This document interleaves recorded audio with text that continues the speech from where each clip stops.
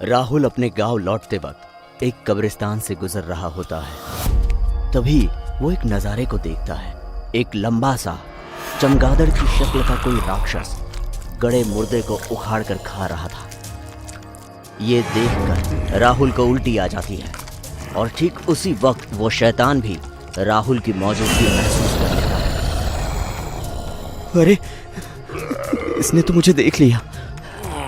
भागना होगा यहाँ से, भागो जल्दी। राहुल उस कब्रिस्तान के रास्ते पर तेजी से आगे बढ़ रहा था।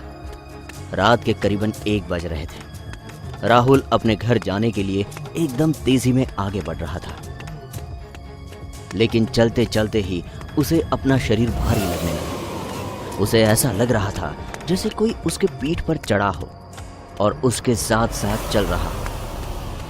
राहुल को एक डरावना संकेत लग रहा था, लेकिन अब वो थकने लगा था। कुछ मिनटों में उसे उसका घर सामने दिखा और वो अपने घर पहुंचा।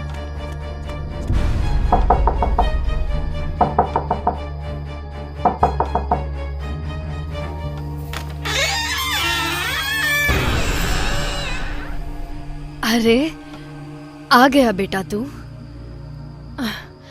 लेकिन फिर से तूने अपनी ही मनमानी की ना। मैंने कहा था ना, रात में इस गांव में घूमना खतरे से खाली नहीं है। न जाने कैसी कैसी हवाएं बहती हैं। अब बस भी करो माँ। क्या आप सिर्फ डांटती रहोगी या दरवाजा भी खोलोगी? राहुल की माँ दरवाजा खोलती है। राहुल अपने कमरे में जाता है। आज सफर में थकावट के कारण उसे नींद आने लगती है। वो अपने बिस्तर पर लेट जाता है और फिर उसकी आंख कब लग जाती है उसे होश नहीं रहता। तकरीबन रात 2 बज रहे थे। राहुल उस सन्नाटे वाली रात में एकदम गहरी नींद ले रहा था। तभी उसके गर्दन पर किसी ने हाथ रखा और उसका दम घुटने लगा। उसकी छाती पर उसे बहुत भारी वजन महसूस होने लगा, जैसे उसकी छाती पर कोई नौजवान शख्स बैठा हो। राहुल की एकदम से आंख खुल गई और वो तेज हांफने लगा। नींद से जागने के बाद उसे पता चला कि ये एक बुरा सपना था। इसके बाद राहुल वापस अपने बिस्तर पर लेट गया और सोने की कोशिश करने लगा, लेकिन जैसे ही वो थोड़ी नींद में जाता कि उसकी सांसें फूलने लगती।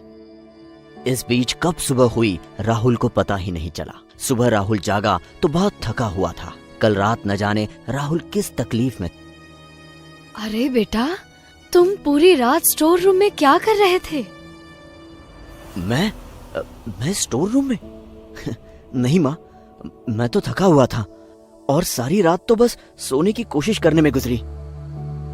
राहुल की माँ को कल रात उनके घर के स्टोर रूम में किसी के होने का एहसास हुआ। वो राहुल था या कोई और, इसका खुलासा जल्द ही होने वाला था। राहुल के साथ बहुत अजीबोगरीब एक्टिविटीज होने लगी थी। जैसे उसकी माँ टेबल पर नाश्ता रख के जाती और जब राहुल नाश्ता करने आता तब किसी ने पहले से ही वो खत्म कर दिया होता और प्लेट खाली मिलता। रात को चैन और सुकून की नींद सोना तो जैसे उसके लिए सपना बन चुका था।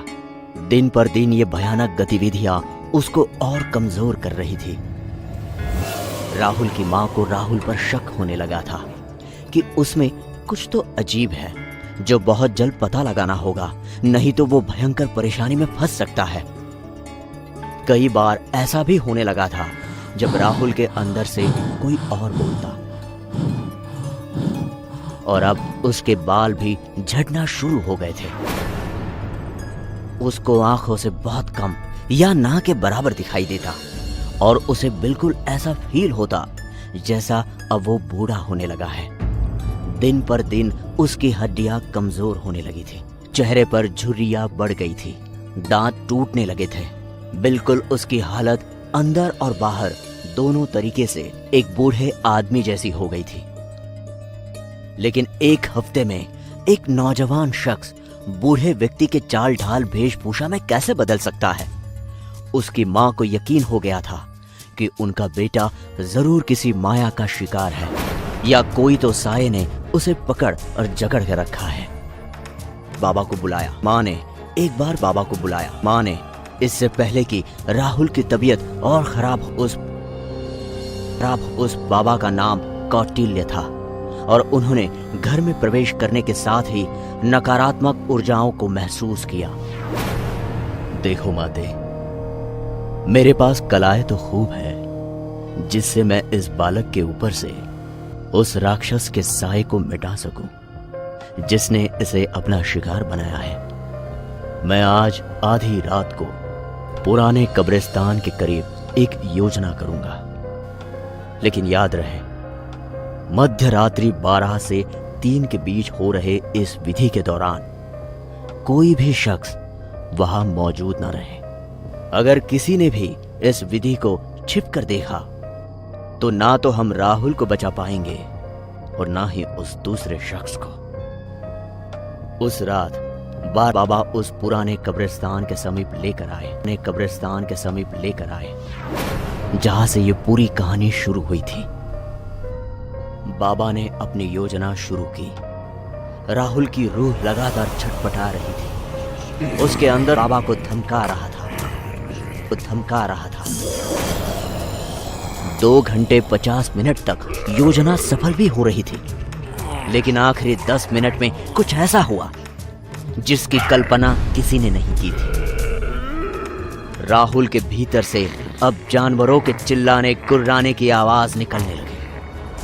ठीक उसी समय एक दूध वाला उसी कब्रिस्तान के करीब से गुजर रहा था। राहुल ने अपनी मायावी नजरों से उस दूध वाले को देखा, क्योंकि गुजरते वक्त उसकी नजर राहुल और उस योजना पर थी और राहुल भी बड़े गुस्से भरी निगाहों से उसे घूर रहा था। उसी वक्त राहुल के अंदर से एक भयानक राक्षस उभर कर निकला जो सीधा उस दूध वाले की तरफ दौड़ा। दूध वाला भी अपनी जान बचाकर भागने लगा, लेकिन उस राक्षस ने उसके आत्मा को उसके शरीर से निकाल दिया और उसकी डेड बॉडी को खाने लगा।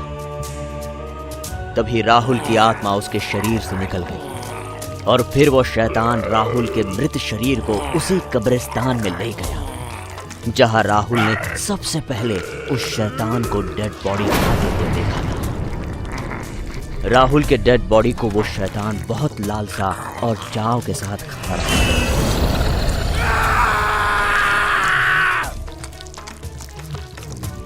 वो बाबा भी अपने रास्ते चले गया।